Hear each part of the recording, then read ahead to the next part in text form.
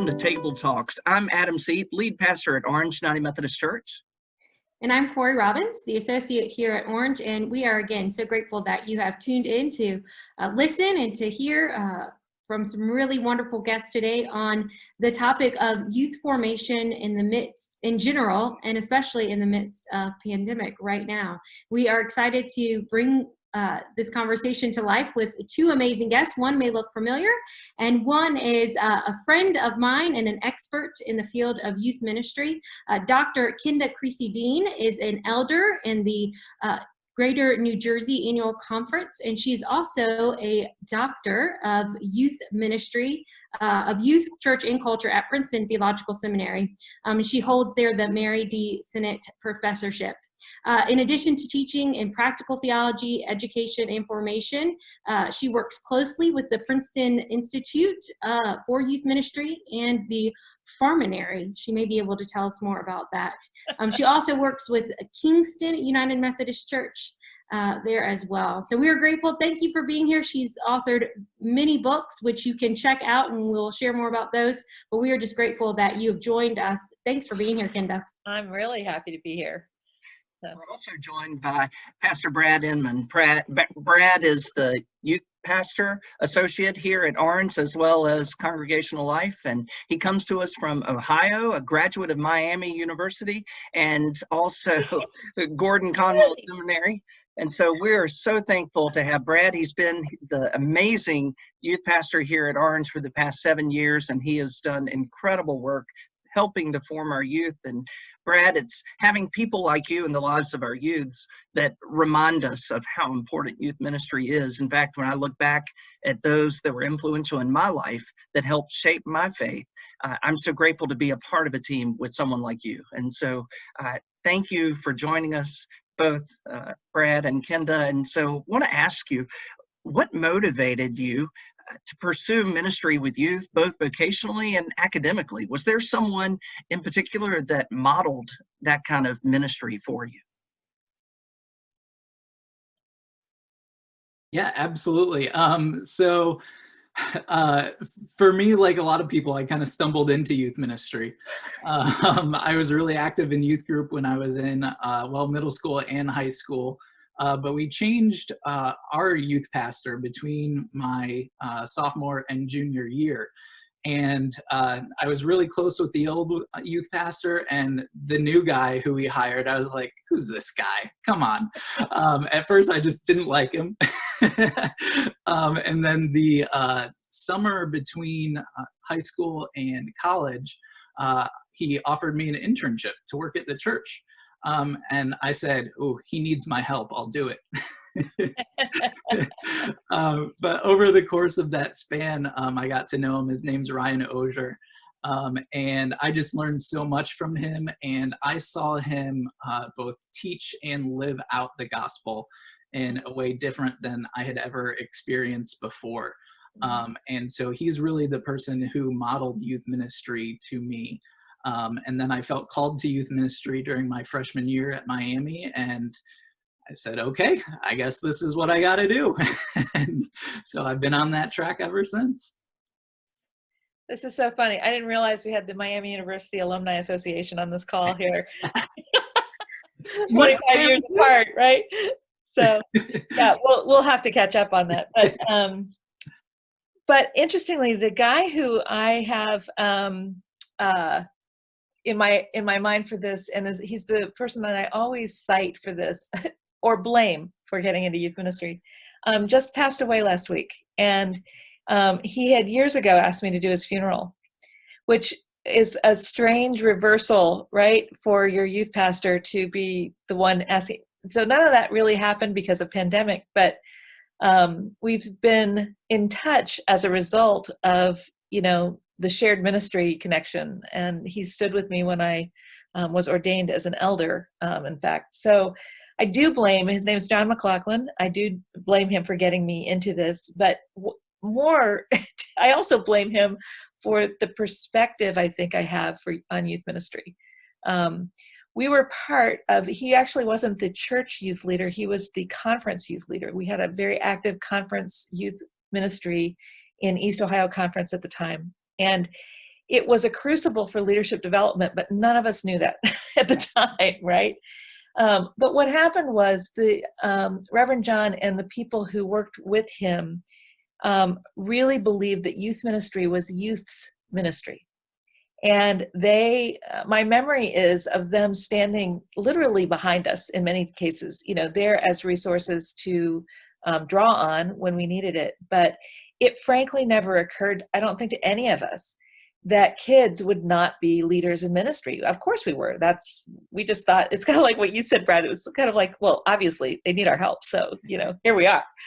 And, but it was, I think, it was an interesting way for a paradigm for youth ministry to happen. But also I think God was not absent from that. There was a whole generation of leadership that came out of that. And it wasn't because they were trying to form a bunch of future clergy, they were trying to form disciples. And the idea that was a passive thing simply never occurred to anybody. I didn't realize that was not the way everybody thought about youth ministry until I became clergy. And I became a pastor in another conference. And I was I was, just a volunteer camp counselor for a summer at a camp. And the whole week I was at camp, something seemed off. I couldn't figure out what it was. And then it dawned on me that the adults, who were amazing and they were so committed to this, they spent so much of their time planning this camp, but they were doing ministry for the kids.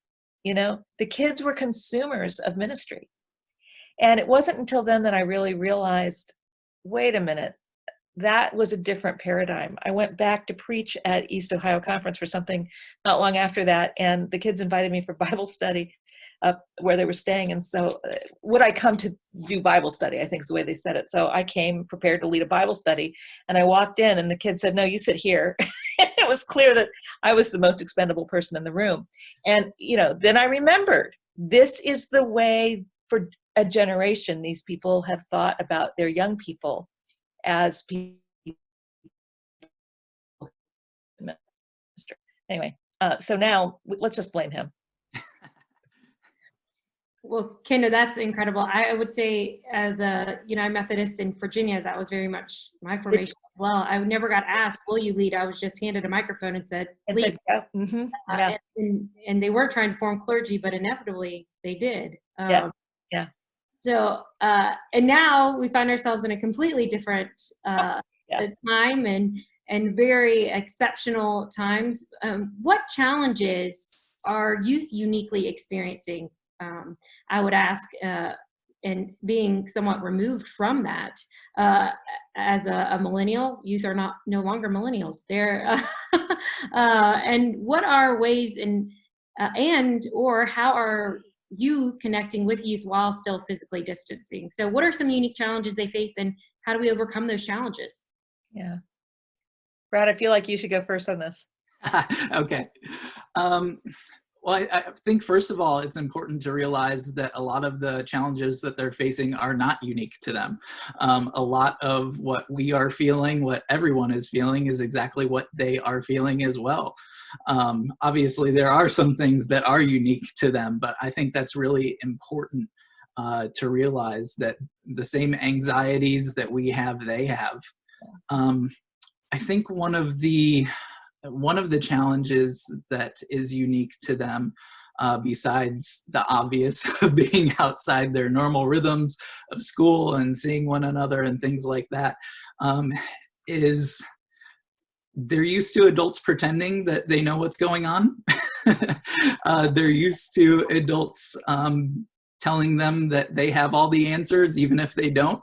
And they're now, hopefully, getting a lot more honesty from the people who they look up to, because those parents, teachers, pastors, whoever it is, they're telling them, I don't know.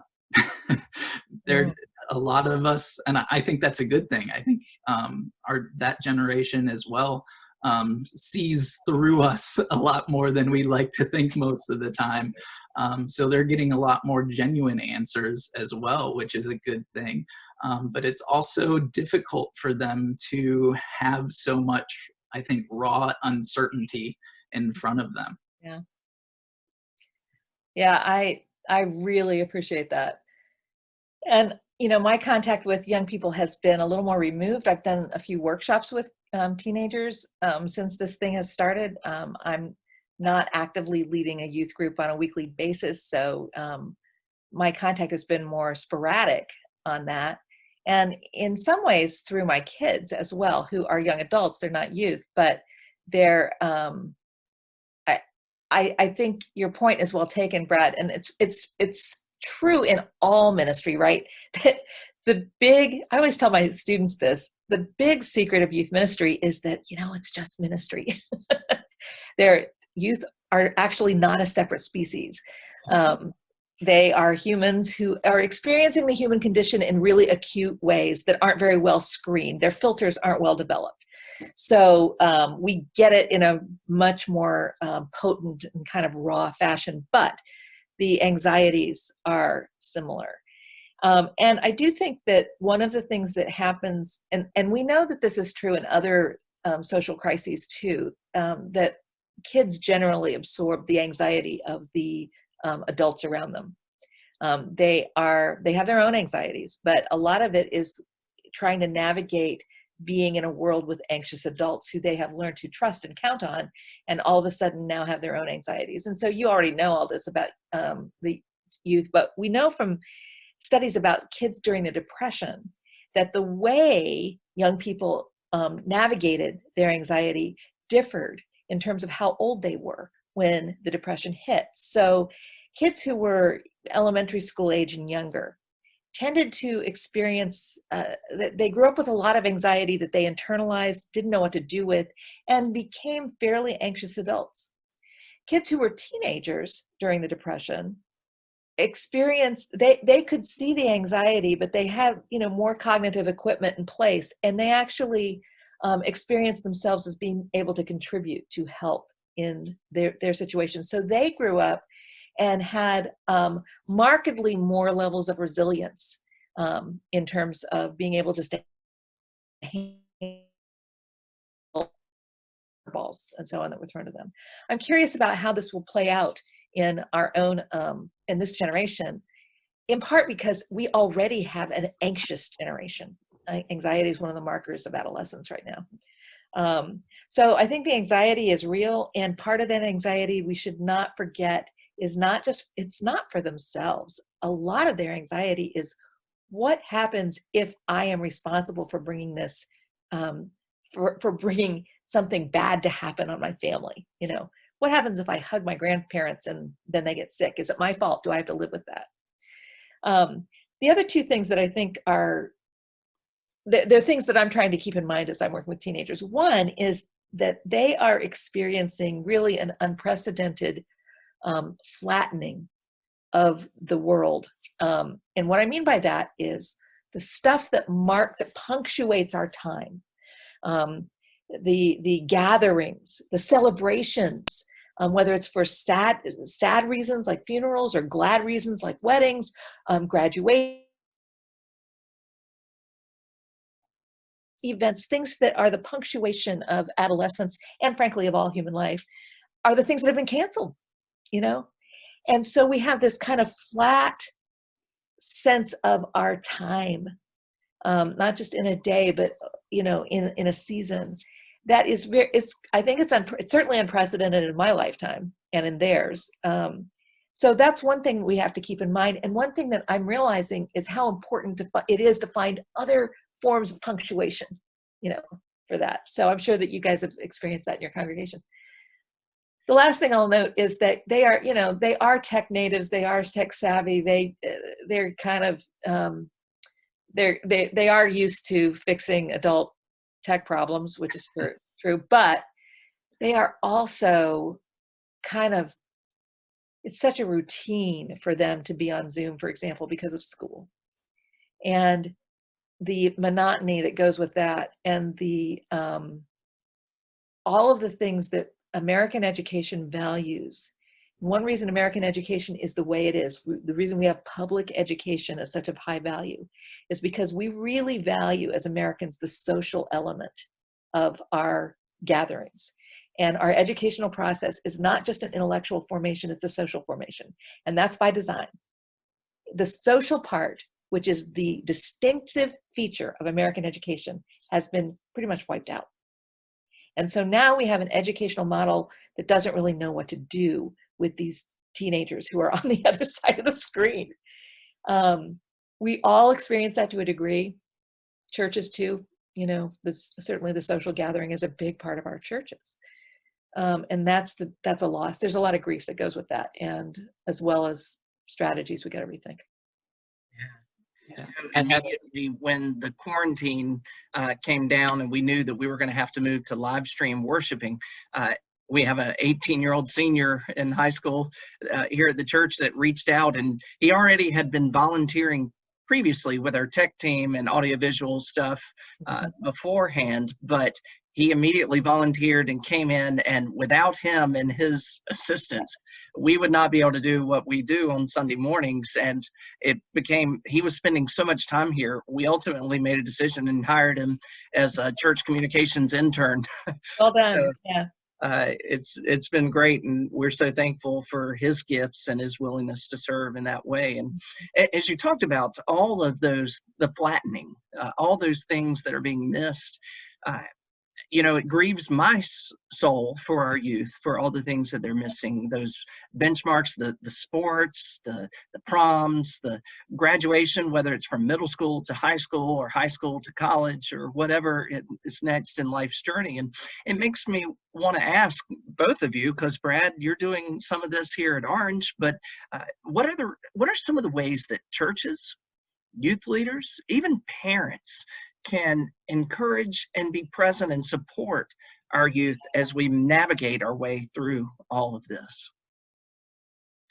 Yeah, I actually had a Zoom call last night with a lot of our high schoolers, one middle schooler too, and it really, for me, gave me a different perspective than I've had for the last 2 months, and really, I think, showed me a lot of exactly what Kenda is talking about. I had this phone call where basically I said, okay, trying to give them the leadership reins again, like, we've been doing this stuff for 2 months.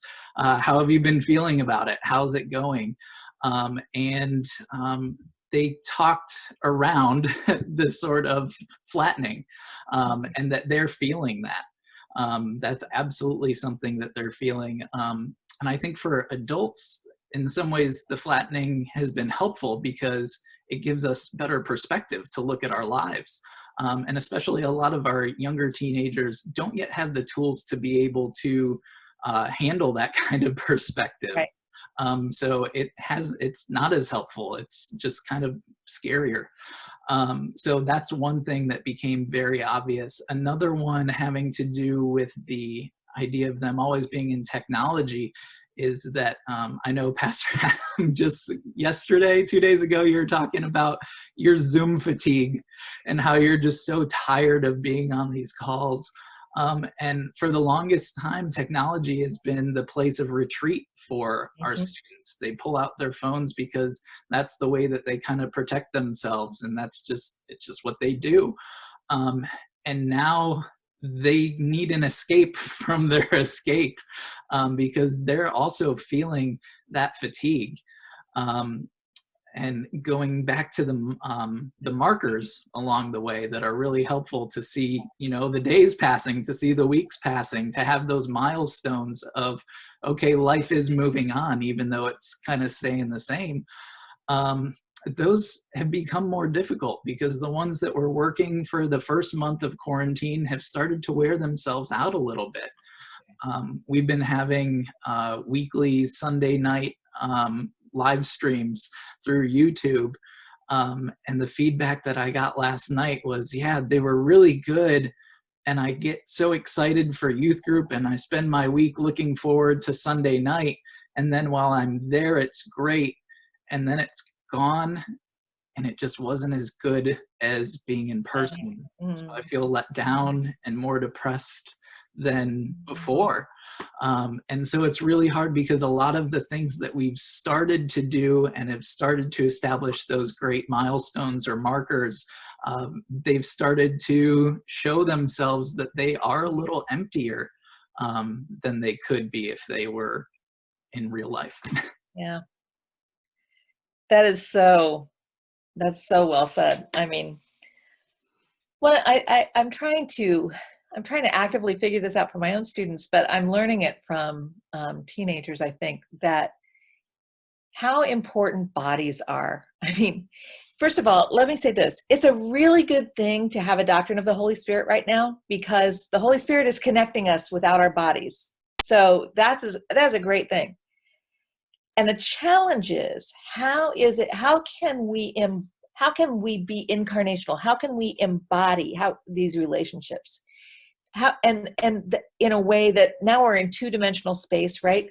And all of a sudden, it becomes super important, these material things that we do, For the next, 20 years, ordinands are going to have to answer questions about communion online, which we thought wasn't ever going to be a thing, and guess what? But the materiality of sacraments, that always has been important to young people, and it's doubly important now. What we are learning in terms of education is when there are things they actually can manipulate and involve from their space. If they get, I'm sitting, so that I'm going to be off the screen, but if you get up and move your body in ways that are part of the experience, so those things matter exponentially more right now. Just because, we are otherwise going to feel completely disembodied. And as you know, for kids whose bodies are going through all of the changes that they go through during adolescence, bodies are a huge category that makes a massive amount of difference, positive and negative, in kids growing up. So to be able to physicalize faith, to be able to tap into material aspects of our faith, to be able to dig into intimate spaces in ways that are not through the computer. So like an actual phone call, like to use your phone as a phone. That's all of a sudden even more important than it was like 6 weeks ago, because people are so sick of Zoom. And when you're on the phone, you've probably noticed you can walk around. And going outside, I had a class where in the middle of the class, we made people go outside for a 25-minute walk. It changed everything about the way they came back on the Zoom call. And it makes me think, it's just another way of connecting to the physicality of our world. I think that is the challenge, and also one of the youth ministers are better than anybody else at figuring out how to do that kind of stuff. Whether it's sending kids boxes of stuff through the mail. I've got a spinner from something I sent a bunch of kids. You can stick it on your computer and play games with it. And there's all sorts of online great platforms that we are going to get acquainted with now, but they're still flat and online. So the embodied part of it. I also, I've come to use some categories that I'm trying to challenge myself to learn how to do in a two-dimensional space, kind of, and to organize how I think about youth ministry, how we form communion with God and with others, how we are compassionate, how we are courageous, and how we celebrate those things, and the best celebration story I've heard in terms of graduation came from Austin Seminary, actually. And it's a small seminary, and the students apparently live in close proximity of each other. The faculty apparently decorated for commencement. Now, here's what, for our commencement, there's going to be a video, end of it. For their commencement, what they did was the faculty they decorated their cars. And then they formed a caravan with all the faculty in it, leaning out the windows, yelling at the students, congratulations, and all, making just a big noise, circling the walls like Jericho. And, but it's celebration and it's embodied. I think both of those things really matter.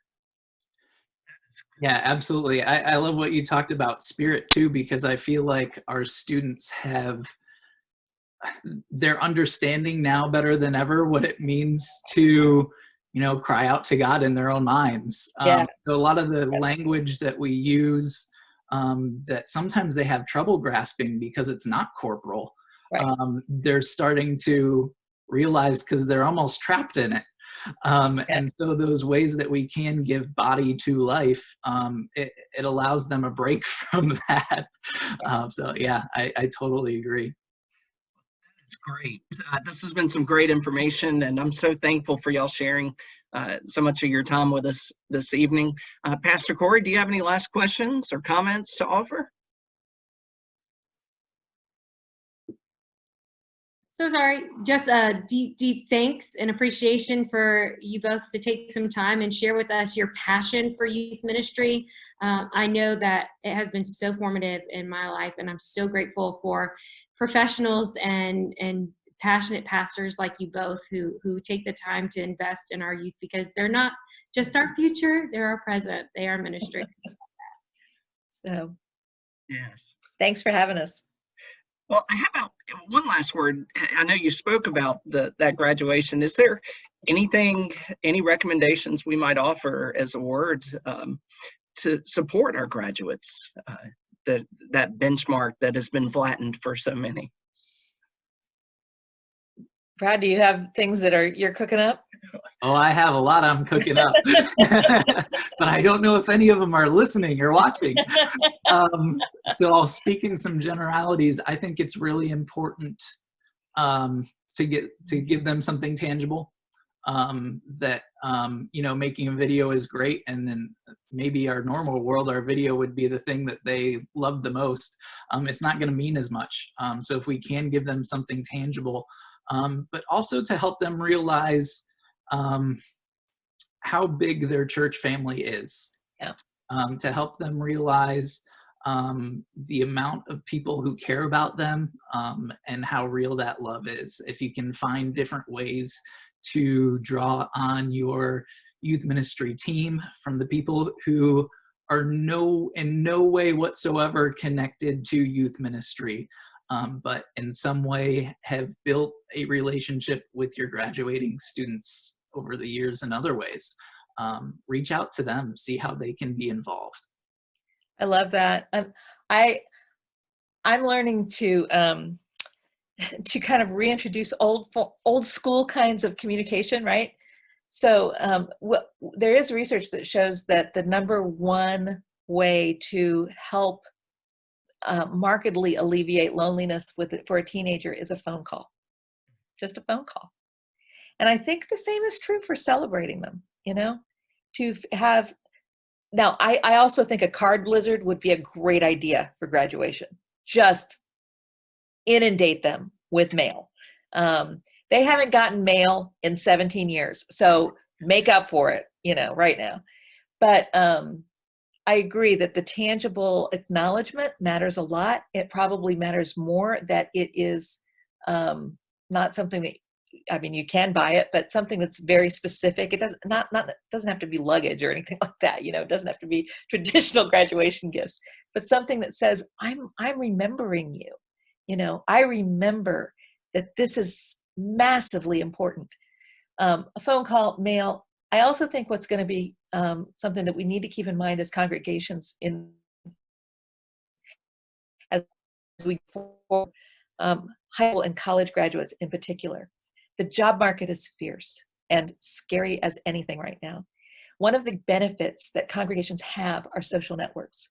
And to be able to give young people a sense of hope and a sense of value of what they have studied by leveraging congregational networks who can either put them in touch with professional, connections, or simply give them a chance to use some of the things that they have gotten good at and tried to hone, or to test out possible career trajectories.